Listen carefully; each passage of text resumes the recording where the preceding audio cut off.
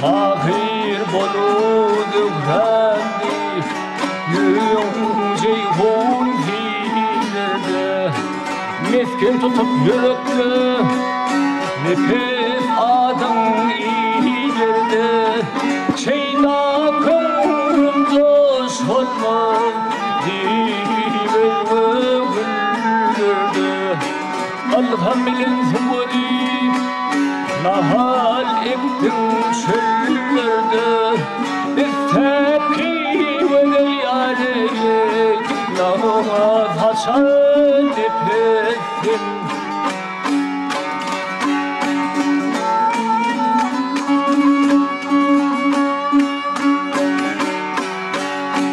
Gözül yarım kanlı İledi seni hasta yürek yar verip Almadı ol hevesle Kayta posa diledi Verip yara gül dese Alas tapman olmadı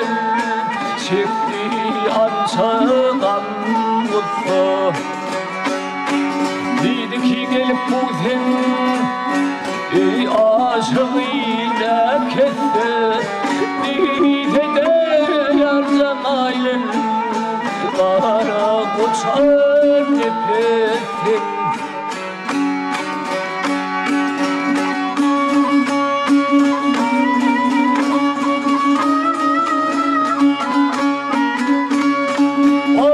Oh elip deyip uçanma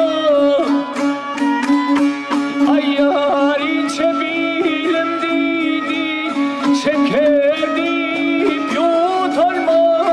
Şerbetli dilim dedi Bir poza talap kılım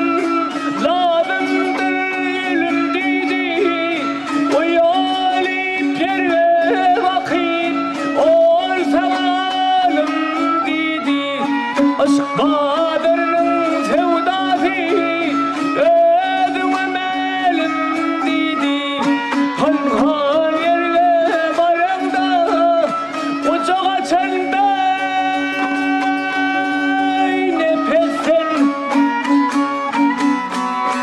Kuvat verip aşılar Adat ve yol açıp Aşka kıyıp sarıklar Derya değil ki akıl Mercan'dan kaş oturdum Lirke yüzüp dakik Nefes bu zendiyende Yılgır yara bakıp Aşk mülkünün tahtına